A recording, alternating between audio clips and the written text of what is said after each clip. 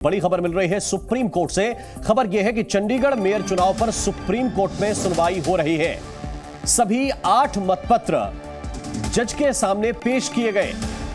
जो मतपत्र इनवैलिड कर दिए गए थे वो कैसे और किस आधार पर इनवैलिड किए गए, अमान्य किए गए, उनको अब जज देखकर परखेंगे, जानेंगे कि उसमें हुआ क्या है।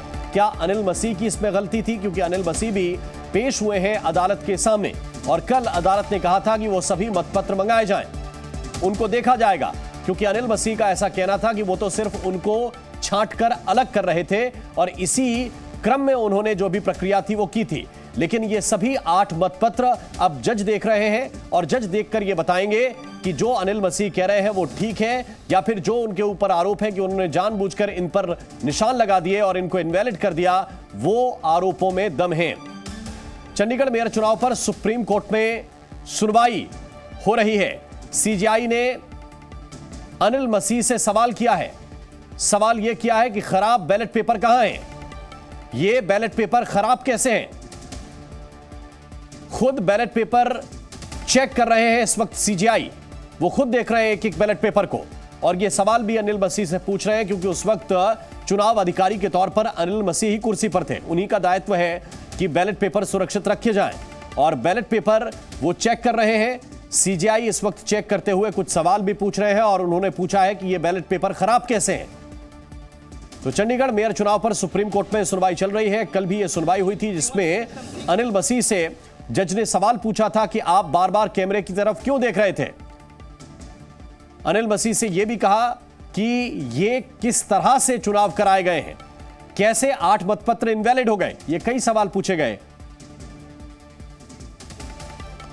तो चंडीगढ़ मेयर चुनाव पर इस वक्त बड़ा अपडेट यह भी मिल रहा है कि सीजेआई ने फिर से गिनती कराने के संकेत भी दिए हैं। ज्यादा जानकारी के साथ बलराम पांडे इस वक्त हमारे साथ जुड़े हुए। बलराम, जरा डिटेल्स बताइए, इस वक्त अदालत में क्या हो रहा है? देखिए, आपको बता दें कि जिस तरीके से आज सुप्रीम कोर्ट ने चंडीगढ़ मेयर चुनाव को लेकर के सुनवाई शुरू की, उसमें कहीं ना कहीं जिस तरीके से आम आदमी पार्टी आरोप लगा रही थी कि जो वैलिड वोट थे उन्हें अनवैलिड किया गया और उसके संकेत भी साफ नजर आए। और यही वजह है कि सीजेआई ने साफ तौर से किया कि हम निर्देश दे सकते हैं कि जो वोट अनवैलिड करार दिए गए थे वो वैलिड है और उसी के हिसाब से जो चुनाव के परिणाम है वो घोषित किए जाए। तो कहीं ना कहीं एक बड़ा पक्ष जो आम आदमी पार्टी का है वो मजबूत नजर आ रहा है। हालांकि अभी सुप्रीम कोर्ट ने कोई ऑर्डर जारी नहीं किया है, लेकिन जिस तरीके से टिप्पणी की, जिस तरीके से उसने सवाल खड़े किए, उसको लेकर के उम्मीद जताई जा रही है कि जो 8 वोट अनवैलिड करार दिए गए थे उन्हें वैलिड कहा जा सकता है सुप्रीम कोर्ट की तरफ से। अगर ऐसा फैसला आता है तो कहीं ना कहीं आम आदमी पार्टी को एक बड़ी मजबूती मिलेगी, क्योंकि गठबंधन के साथ आम आदमी पार्टी चुनाव मैदान में उतरी थी। 20 वोट आम आदमी पार्टी के पक्ष में पड़े थे, 16 वोट बीजेपी के पक्ष में पड़े थे और 8 वोट इनवैलिड होने की वजह से आम आदमी पार्टी। बलराम, अभी तक सिर्फ क्या अदालत की ओर से संकेत दिए गए हैं या इस तरह का कोई आदेश है कि फिर से गिनती होगी? देखिए, अभी आदेश नहीं दिए गए हैं, लेकिन ये संकेत दिया गया है। कोर्ट ने क्या टिप्पणी की है मैं आपको बताता हूं। हम फिर से गणना का निर्देश दे सकते हैं, हम ये आदेश दे सकते हैं कि इन अमान्य करार दिए गए 8 वोटों को भी वैध मानकर गिनती हो, उसके हिसाब से चुनाव परिणाम घोषित किए जाएं।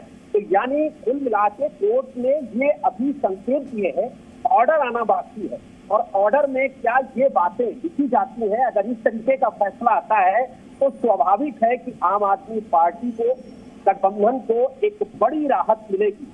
जिस तरीके से बार बार आरोप लगाए जा रहे थे और जिस तरीके से आज कोर्ट ने सुनवाई की और जिस तरीके से टिप्पणी की कि जो अनिल मसीह है उन्होंने साफ तौर से ये कोर्ट को गुमराह करने की कोशिश की है और कहीं ना कहीं उन पर जो अदालत की अवमानना का भी मामला बनता है।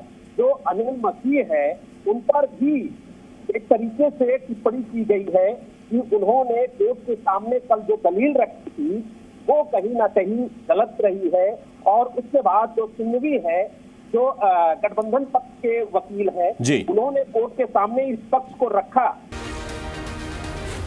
जी न्यूज़।